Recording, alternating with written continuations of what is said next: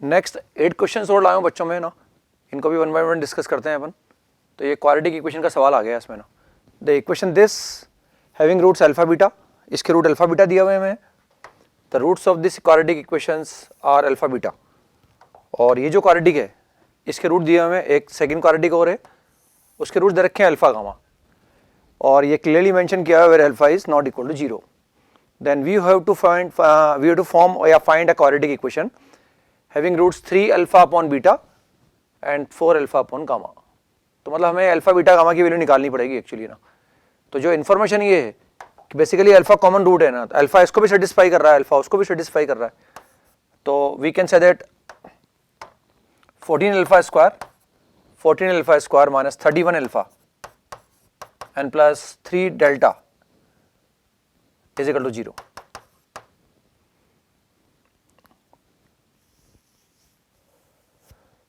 और अगेन वो अल्फा उसको भी सेटिस्फाई करेगा। तो what we get 14 alpha square minus 38 alpha plus 4 lambda is equal to 0। अब यहां से मैं अल्फा निकाल पाऊंगा ना, तो अल्फा निकालने के दोनों को माइनस कर सकते हैं अपन। माइनस करने पर we get 7 alpha minus delta is equal to 0, lambda is equal to 0। अब अल्फा निकालने के लिए हम देख सकते हैं यहां से कि alpha is equal to lambda by 7। Alpha को रख सकता हूं मैं, और अल्फा रखकर अगर मैं लैम्डा को निकालना चाहूंगा तो उसको निकाल सकते हैं हम। अगर मैं अल्फा को यहाँ रख देता हूँ तो what we get, that is alpha की value, if we substitute the value of alpha in this equation then we get 14 into lambda square upon 49 minus 31 lambda by 7 and plus 3 lambda is equal to 0. तो from this we get 2 lambda square upon 7 minus 21 आ जाएगा वो, तो minus 10 lambda by 7 is equal to 0. तो 2 lambda by 7 अगर मैं common ले लेता हूँ तो we get lambda minus 5 बराबर 0. तो we are getting 2 values of lambda. Lambda is equal to 0 and another value of lambda is equal to 5. अब अल्फा 0 नहीं है हमारे पास है ना, तो lambda is not equal to 0 because it is given that alpha is not equal to 0, और lambda को अगर मैं 0 ले लूंगा तो अल्फा 0 आ जाएगा। तो फिर लैम्डा बराबर 0 is not acceptable. The only acceptable value of lambda is 5 and for that value of lambda alpha will come out to be 5/7। तो एक तो अल्फा की आवश्यकता थी हमें ना, 3 alpha upon beta, 4 alpha upon gamma. तो अल्फा तो कैलकुलेट कर लिया, अब बीटा गामा निकाल सकते हैं हम। जैसे हमें इसका रूट पता है कि अल्फा बीटा है, तो सम ऑफ द रूट से निकाल सकते हैं। इसके रूट अल्फा बीटा है, तो alpha plus beta can be written as alpha plus beta is equal to 31/14 और we know the value of alpha, तो यहाँ से बीटा निकाल सकता हूँ। Beta is equal to 31/14 minus alpha, and alpha is 10/14, that is 21/14, और 21/14 का तो 3/2 हो गया ना, तो अल्फा 3/2 आ गया, बीटा 3/2 आ गया हमारे पास। अब गामा और निकालना है तो गामा मैं वहां से निकाल लेता हूँ। गामा निकालने के लिए हम इसका यूज कर सकते हैं, अगेन अल्फा प्लस गामा का यूज कर लेंगे। इसके रूट हमारे पास ये है अल्फा गामा, इसको मैं रब कर सकता हूं यहां से।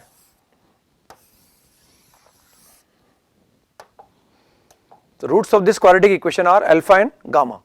तो alpha plus gamma is equal to, by using theory of equation, 38/14 and that is 19/7 and the value of alpha is 5/7। तो 5/7 को इंटरचेंज कर लो आप, तो 19/7 minus 5/7 and that is 14/7, that will come out to be 2। तो alpha आ गया, beta आ गया, gamma आ गया, बस अब इसको कैलकुलेट कर लो आप।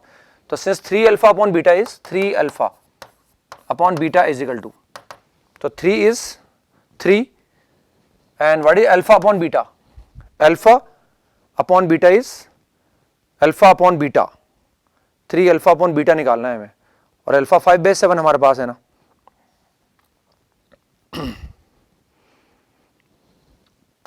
5/7 and beta is 2, so that will be 15/14, 15/14, alpha is 5/7 alpha 5/7 है, बीटा हमने कैलकुलेट किया 3/2। अच्छा गामा है, सॉरी ये ना, दिस इज गामा, ये गामा है बच्चों ना,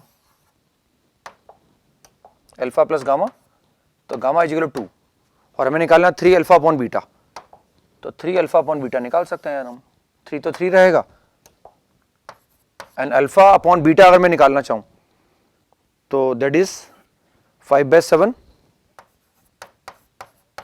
अपॉन 3/2, 2/3, दैट विल बी 10/7, ये 10/7 आ जाएगा। सिमिलरली अगर आप 4 अल्फा अपॉन गामा निकालेंगे, 4 अल्फा अपॉन गामा निकालेंगे तो ये कैलकुलेट करने पर भी 10/7 आ जाता है ना, because 4 alpha is 20/7, 20/7 and gamma is 2, तो again it will come out to be 10/7, यानी जो रिक्वायर्ड क्वालिटी के उसके दोनों रूट सेम है ना, उसके रूट है 10/7, 10/7, बस हम रिक्वायर्ड क्वालिटी की इक्वेशन निकाल सकते हैं, यानी जो रिक्वायर्ड क्वालिटी की इक्वेशन आएगी उसमें जो क्वालिटी का एक्सप्रेशन आएगा वो परफेक्ट स्क्वायर होगा ना, तो निकाल सकते हैं ना, हमें रूट निकालना है, यानी हमें वो क्वालिटी निकालनी है इसके दोनों रूट 10/7 है, तो we can say that required quality की equation will be equal to 7x minus 10 whole square is equal to 0 and that is 49x square minus 140x and plus 100, तो first will be the correct answer. ये वो required quality की equation है ना, और उससे जो है वो फर्स्ट ऑप्शन से मैच कर रही है, तो final answer is 1 is the correct answer. Next question पर आते हैं बच्चों, तो नेक्स्ट क्वेश्चन पर आते हैं बच्चों, क्वेश्चन नंबर 17 पर आते हैं हम। एरिया अंडर द कर्व से है, तो ये डायग्राम बनाना पड़ेगा, इसको थोड़ा सिंप्लीफाई कर देता हूँ मैं, इस गिवन इन्फॉर्मेशन को सिंप्लीफाई कर देता हूँ मैं ना, तो this is y is less than equal to 2 times of modulus of x minus 1 and greater than equal to 2x। ये डायग्राम बना लेते हैं, उससे मालूम पड़ जाएगा हम ये, और एक फर्स्ट क्वाड्रेंट का भी ध्यान रखना है अपने को, तो उससे एरिया निकाल पाएंगे हम A1 है ना। तो डायग्राम बनाने के लिए मैंने ये y एक्सिस ड्रॉ कर लिया, ये x एक्सिस ड्रॉ कर लिया ना। सबसे पहले डायग्राम बनाता हूँ मैं ये वाला ना, तो क्रिटिकल पॉइंट आएगा x इज इक्वल टू 1 पर, ये डायग्राम बन जाएगा हमारे पास ऐसा ना, x बराबर 0 रखता हूं अगर मैं, तो ये point this will point be 0,2, ये 0,2 आ जाएगा ना। अब मैं ड्रॉ करता हूं y बराबर 2x, यानी एक डायग्राम मैंने बना लिया y is equal to 2 into modulus of x minus 1, और एक डायग्राम बना लूंगा मैं y बराबर 2x। रीजन भी चेक कर सकते हैं कि हम चाहते हैं y less than equal to this हो ना, y less than equal to this, y must be less than equal to 2 into modulus of x minus 1। तो ये पॉइंट अगर हम देखें 1,0 है, दिस पॉइंट इज 1,0, तो अगर मैं 1,0 या ओरिजिन रख के देखता हूं ना, ओरिजिन अगर मैं यहाँ रखूंगा तो ओरिजिन सेटिस्फाई करेगा इसको ना, तो ओरिजिन अगर सेटिस्फाई कर रहा है तो इसका मतलब हम इस रीजन की बात कर रहे हैं ना, इस रीजन की बात करेंगे ना,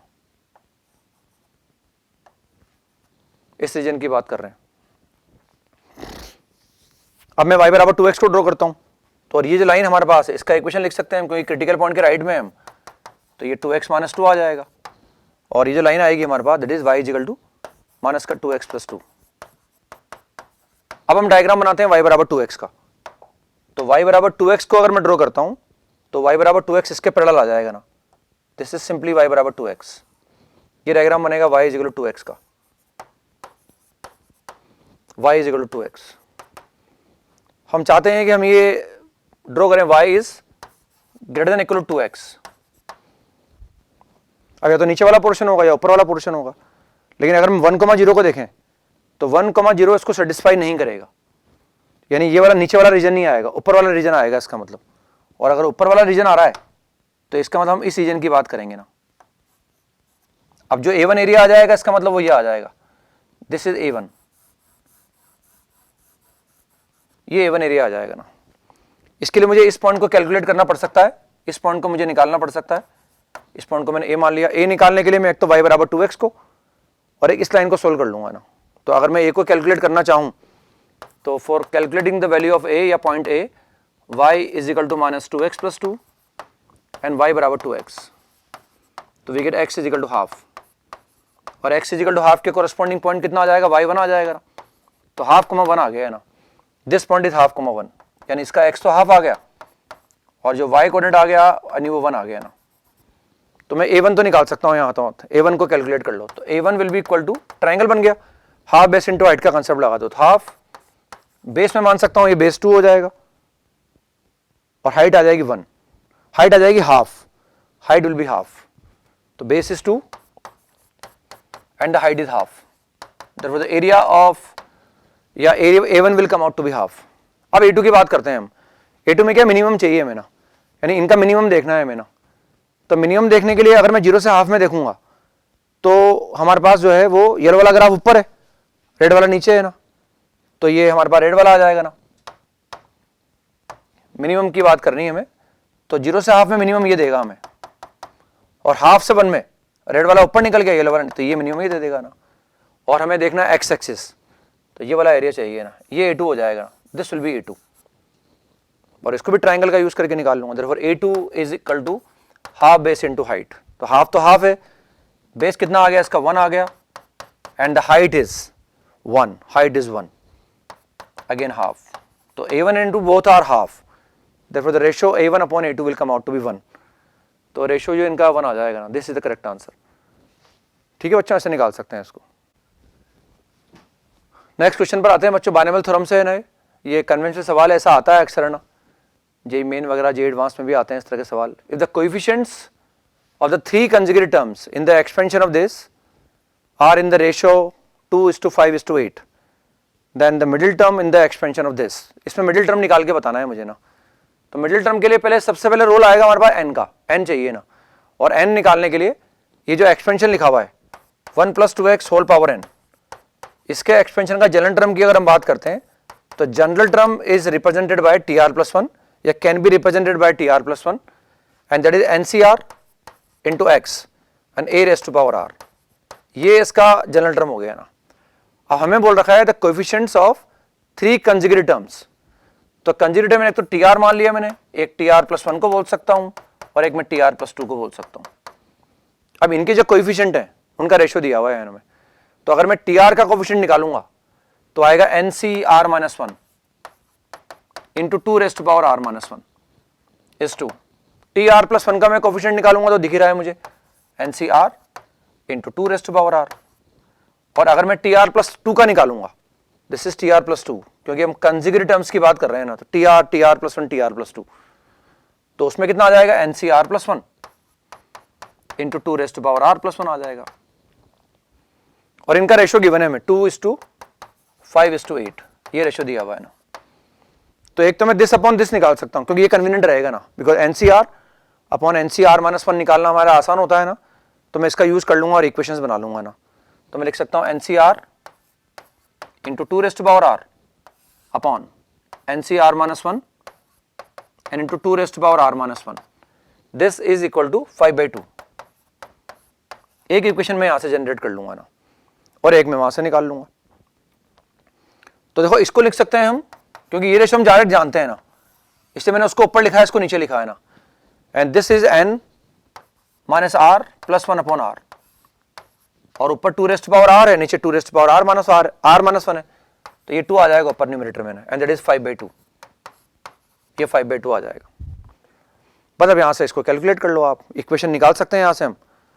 और इक्वेशन अगर मैं निकालूंगा तो what we get 2n minus 2r plus 2 is equal to, ये 2 यहां भी आ जाएगा, एंड दैट इज 5r. तो यहां से n और r में एक इक्वेशन बन जाएगी ना, उसको निकाल सकते हैं. तो 4n माइनस 4r से 9r आ जाएगा, और फिर कितना आएगा प्लस 4 बराबर 0 आ जाएगा. तो एक इक्वेशन तो बच्चों ये आ गई ना, एक इक्वेशन हमारे ये काम की है ना, क्योंकि हमें बेसिकली n चाहिए ना, n निकालना है तब जाके मिडिल टर्म को निकाल पाएंगे ना. तो बाकी इसको तो रब कर देता हूं मैं यहां से ना, ये जो कैलकुलेशन है इसको उठा देता हूं मैं यहां से. अब ये दो रेशियो काम किए हमारे पास है ना, इसका एस रेशियो निकाल लिया, इसका एस रेशियो निकाल लेता हूं. अगेन यहाँ टेल बड़ी है, इसको न्यूमरेटर में रख लूंगा मैं ना. तो वो जो रेशियो हमारे पास आएगा दैट विल बी 8/5, वो आ जाएगा 8/5.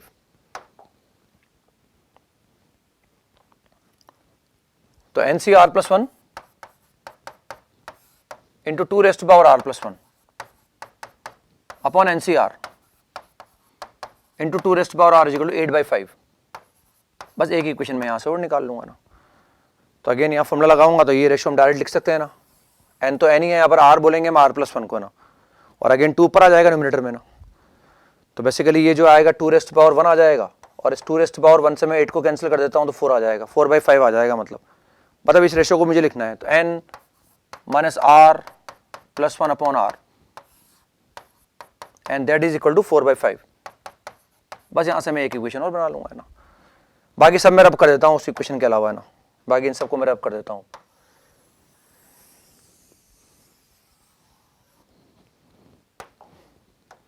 बस इसको सोल्व कर लेता हूं मैं। सोल्व करने पर ये 1 से 1 कैंसिल हो जाएगा, इस 1 से मैं 1 को कैंसिल कर दूंगा। तो what we get 5n minus 5r is equal to 5n minus 5r is equal to 4r plus 4। तो इसको लिख सकता हूं मैं 5n minus 9r minus 4 is equal to 0।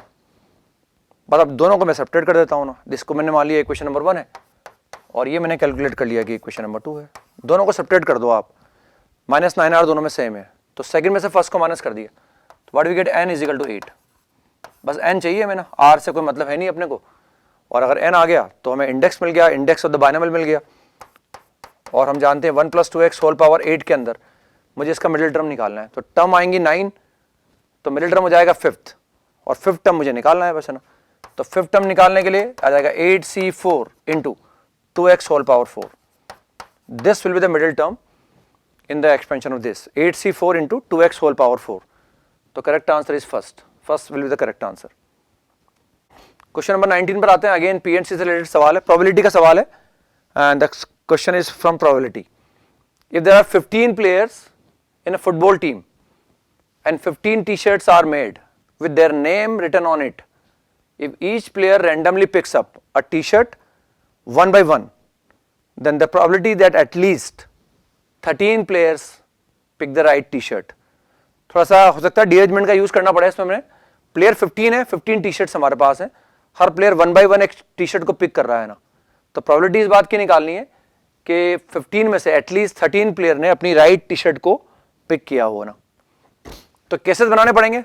सबसे पहले हम बात करते हैं number of elements in sample space, that is 15 factorial. 15 player है, 15 टी-शर्ट है ना, तो ये number of element in sample space. अब हम फेवरेबल आउटकम की बात करेंगे ना, कि जो हम चाहते हैं वो कितने तरह से ट्रू हो सकता है ना। हम चाह रहे हैं कम से कम 13 प्लेयर ने अपना राइट टी-शर्ट पिक किया हो ना। तो 15 में से क्या करो, 13 सेलेक्ट कर लो, इनको राइट टी-शर्ट मिल गई ना, सबने अपनी अपनी राइट टी-शर्ट ले ली। अब 2 प्लेयर बचे और 2 टी-शर्ट बची, उनको डीअरेंज कर दो इंटू D2। 2 को डीअरेंज कर दिया, मतलब उन दोनों को अपनी राइट टी-शर्ट नहीं मिली होगी ना। अब सेकंड केस बनेगा कि 15 में से 14 को राइट मिल जाए, लेकिन अगर 14 प्लेयर को राइट टी-शर्ट मिल गई होगी तो बचे हुए 15 को क्या मिलेगी, राइट मिलेगी। तो वो तो पॉसिबल ही नहीं है ना। तो अगर मैं लिख सकता हूं चाहूं तो 15c14 इंटू 0 लिख सकता हूं मैं, ये पॉसिबल नहीं है ना, क्योंकि D1 की मतलब बात होती ही नहीं है ना। या फिर ये कि 15 के 15 को क्या मिल गया होगा, राइट टी-शर्ट मिल गया होगा ना। ये पॉसिबिलिटी है, ये फेवरेबल आउटकम्स है हमारे पास, है ना। एग्जैक्टली 13 को मिला राइट टी-शर्ट, एग्जैक्टली 14 को मिला हो, ये पॉसिबल नहीं है। एग्जैक्टली 15 को, यानी सभी को राइट टी-शर्ट मिल गया हो, तो ये पॉसिबिलिटीज हमारे पास है। And that is 15c2 and D2 is 1। D arrangement of 2 players, वो 1 आ जाएगा, D2 की वैल्यू 1 आ जाएगी। और 15c15 is 1, that is 15 into 14 upon 2, तो 15 इंटू 7 105 एंड प्लस 1 इज 106, ये 106 आ जाएगा। therefore the required probability is, therefore the required probability will be equal to favorable outcome upon total outcome 106 upon 15 factorial। ये answer आ जाएगा बच्चों, first is the correct answer, 106 upon 15 factorial. बच्चों ना ये limit का सवाल है, ये भी आसान है, थोड़ा देखने में रेंडर्स लग रहा है, अदरवाइज कैलकुलेट करते वक्त आसान रहेगा। x is equal to 2 is the root of this equation, it means 4 + 2p + q बराबर 0, ये 0 आ जाएगा ना। ये रिलेशन हमें 0 दिया हुआ है ना। अब ध्यान से देखो, ये जो एक्सप्रेशन दिया हुआ है ना हमें, बेसिकली हमें लिमिट दे रखी है कि x अप्रोचिंग टू 2p है ना, और x अप्रोचिंग टू 2p पर 0 पे जा रहा है हमारे पास।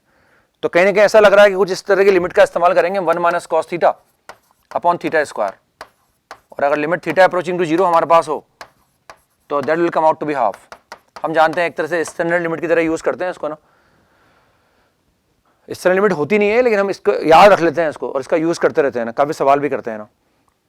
तो बेसिकली ये तो 0 पे अप्रोच कर रहा है, x अप्रोचिंग टू 2p पर, इसको भी कहीं ऐसा बनाने की कोशिश कर रहे हैं ताकि सिमिलरिटी आ जाए उन दोनों के अंदर ना।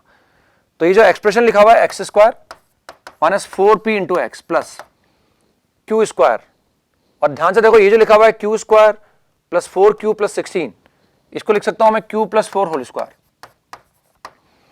इसको मैंने ऐसे लिख लिया। Now what is q plus 4? q plus 4 can be taken as minus 2p, तो आ जाएगा एक्स स्क्वायर माइनस का 4p into x plus minus 2p का स्क्वायर का मतलब 4p स्क्वायर हो जाएगा। और बस ये आसान बन गया ना, ये परफेक्ट स्क्वायर में कन्वर्ट हो गया, x माइनस 2p का होल स्क्वायर बन गया है। बस अब कोई दिक्कत नहीं, अब सिंपल सवाल हो गया लिमिट का ना।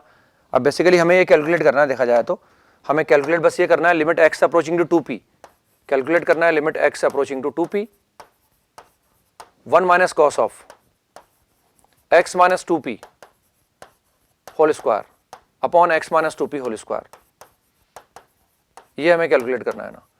अब इसको अगर मैं थीटा एज्यूम कर लूँ ना, तो थीटा का स्क्वायर चाहिए था मुझे यहाँ, यानी डिग्री 4 चाहिए थी, लेकिन डिग्री 2 है हमारे पास, बस मैं डिग्री 4 को एडजस्ट कर लूंगा और डिग्री 4 को एडजस्ट करके निकाल लूंगा ना। अब तो समझ में आ गया मेरे हिसाब से आपको ना, ये तो उसको हम थीटा मान सकते हैं x माइनस 2p को ना। अगर मैं x माइनस 2p को थीटा मानूंगा, हमने एज्यूम कर लिया लेट x माइनस 2p बराबर थीटा, थोड़ा सिंप्लीफाई करने के लिए ऐसा लिख सकते हैं ताकि कम लिखना पड़ेगा ना। तो x अप्रोचिंग टू 2p पर थीटा क्या हो जाएगा, 0 पे अप्रोच करेगा ना, तो वो लिमिट ऐसा बन जाएगा limit theta approaching to 0 1 minus cos theta square upon theta square हमारे पास है ना, तो बस इसको कन्वर्ट कर लो आप, इसको ऐसे लिख सकते हैं limit theta approaching to 0 theta approaching to 0 1 minus cos theta square upon theta square whole square into theta square.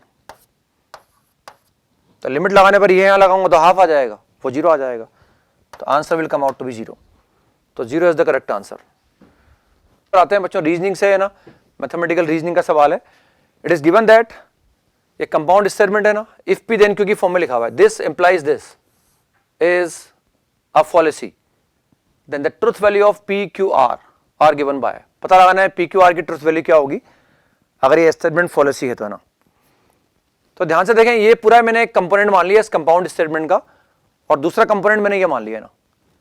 तो ये जो ऐसे लिखा हुआ है इसको मैंने, क्योंकि एस का यूज नहीं कर रखा उन्होंने ना, तो हमने मान लिया भाई ऐसे लिखा हुआ एस इंप्लाइज एम, ये मैंने एज्यूम कर लिया इस तरह से, एस मैं इस पार्ट को बोल रहा हूं और एम मैं इस पार्ट को बोल रहा हूं, और हमें दिया हुआ है ये जो कंपाउंड स्टेटमेंट है इफ पी देन क्योंकि फॉर्म में जो लिखा हुआ है दैट इज फॉल्स, और हम जानते हैं एक ही कंडीशन में फॉल्स होता है, जब ट्रू इंप्लाइज फॉल्स होता है ना, जब ये ट्रू इंप्लाइज फॉल्स होता है तभी ये स्टेटमेंट फॉल्स आता है।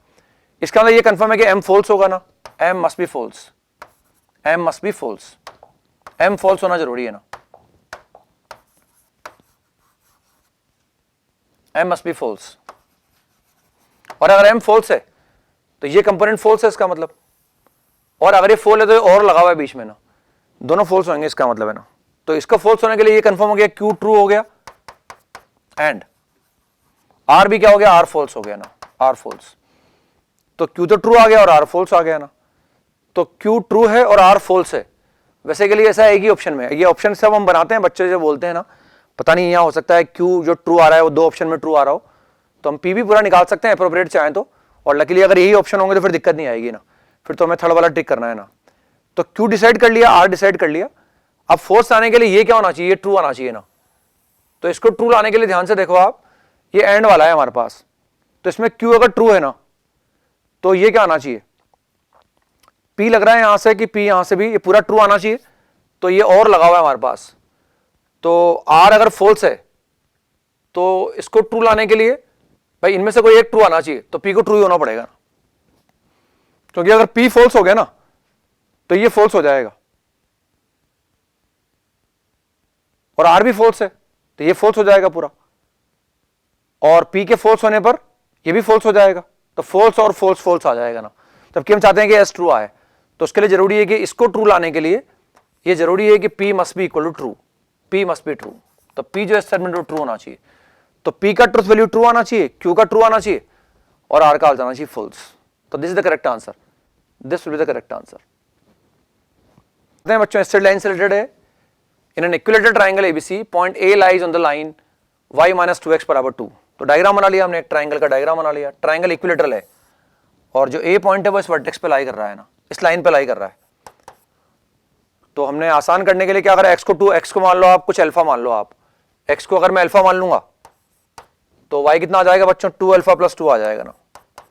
ये पॉइंट ए लाइन पे लाई कर रहा था तो पॉइंट आ गया, and the points B and C are lying on the line, ये मैंने बी को मान लिया और ये सी को मान लिया ना, और ये इस लाइन पे लाई कर रहे हैं।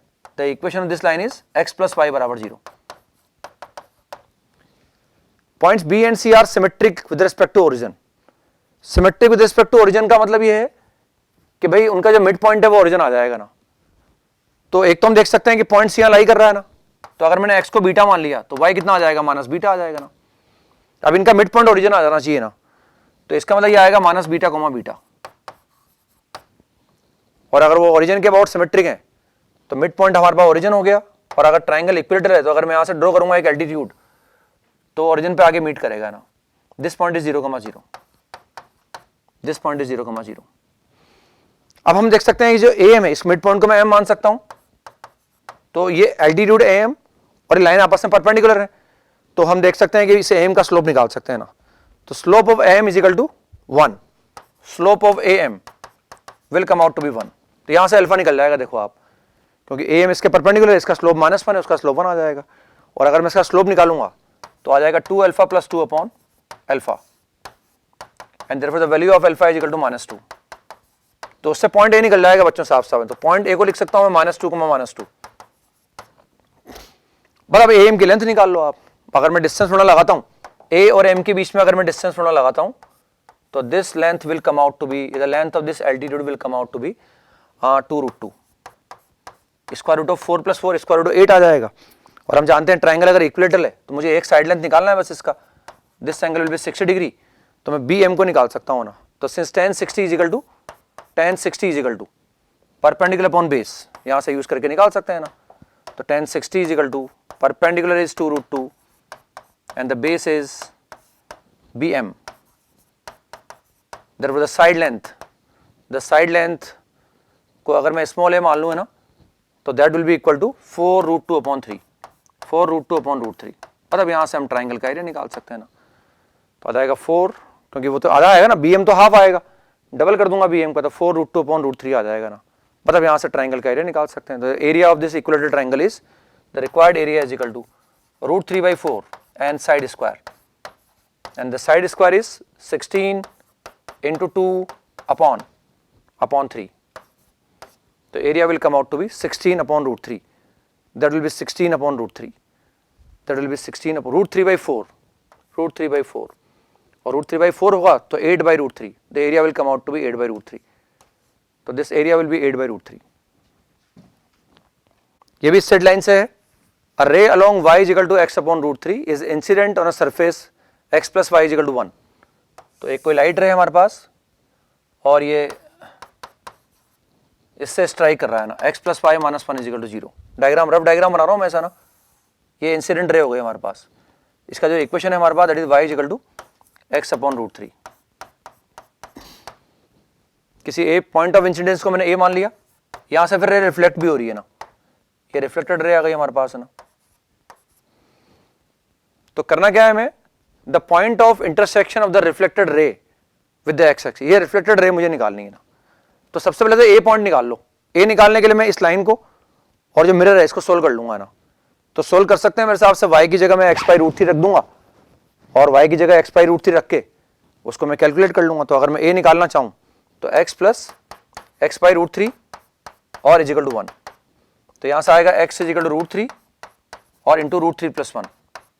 इसको रेशनलाइज कर दो आप, तो व्हाट वी गेट, √3 - 1 से मल्टीप्लाई कर दूंगा और नीचे कितना आ जाएगा, नीचे 2 आ जाएगा ना। तो ये x तो कोऑर्डिनेट आ गया इसका ना, दिस विल बी 3 - √3 अपॉन 2, ये ऐसा आ जाएगा ना। और अगर मैं y कोऑर्डिनेट निकालना चाहूंगा तो y कितना है, x/√3 है ना, तो उससे आ जाएगा √3 - 1/2 आ जाएगा। ये a पॉइंट आ गया बच्चों हमारे पास है ना। अब हमें रिफ्लेक्टेड रे के लिए एक पॉइंट और निकालना पड़ेगा। तो वो जानते हैं कंसेप्ट अपन है ना, कि अगर मैं रिफ्लेक्टेड रे को पीछे अगर एक्सटेंड करता, अगर ऐसे में पीछे एक्सटेंड करता यहां से, तो ये एंगल बाइसेक्टर होता है। मिरर जो होगा वो एंगल बाइसेक्टर होगा। तो यहां कोई एक पॉइंट ले सकता हूं मैं इंसिडेंट रे पर, और इंसिडेंट रे ओरिजिन से पास हो रही है ना। ओरिजिन ये वाला पॉइंट भी नहीं, क्योंकि ओरिजिन सेटिस्फाई नहीं कर रहा। यहां मैंने एक पॉइंट ले लिया, अब इस ओरिजिन का इस मिरर के अबाउट क्या निकाल लूंगा, मिरर इमेज निकाल लूंगा मैं। ऐसे काफी सवाल है हमारी शीट में है ना, और मिरर इमेज हमें निकालना आता ही है। That will come out to be 1,1। वो उस पॉइंट को मैंने मान लिया, इस पॉइंट को कुछ P मान लेते हैं, P का मैं इस मिरर के अबाउट मिरर इमेज निकालूंगा तो that will come out to be, उसको मैंने मान लिया P', दैट विल बी 1,1। अब रिफ्लेक्टेड रे के लाइन की इक्वेशन निकाल सकता हूं मैं ना, 1,1 से पास होगी, इसका स्लोप निकाल लो। तो मैं AP' का स्लोप निकाल सकता हूं ना, AP', और इसको अगर मैं निकालूंगा, अगर मैं इस लाइन का स्लोप निकालता हूँ तो स्लोप निकाल सकते हैं बड़ी आसानी से, that will come out to be √3 y2 minus y1 upon x2 minus x1 का इस्तेमाल कर लूंगा बच्चों में, और जिसे स्लोप निकालूंगा तो वो √3 आ जाएगा हमारे पास। √3 आने के बाद अपन लाइन की इक्वेशन निकाल सकते हैं, equation of reflected raise y minus y1 slope into x minus x1। अब हमें इसका पॉइंट ऑफ इंटरसेक्शन निकालना है x एक्सिस के साथ, तो y बराबर 0 रख दो इसमें ना, और जिसे मैं y बराबर 0 रखता हूँ तो y बराबर 0 रखने पर x कितना आ जाएगा, x minus 1 will come out to be minus का 1/√3, therefore x will be equal to 1 minus 1/√3। तो x कितना आ गया √3, 1 माइनस 1/√3, ये तो x स्टूडेंट आ गया, x is equal to 1 minus 1/√3, 1 minus 1/√3, तो 1 माइनस 1/√3 को 0 आ जाएगा ना। तो ऐसे बस मिरर इमेज निकाला हमने, और मिरर इमेज निकालने के बाद स्लोप निकाल लिया और रिफ्लेक्टेड रे आ गई, उसमें y बराबर 0 रख दिया, and the required point is 1 minus 1/√3, 0।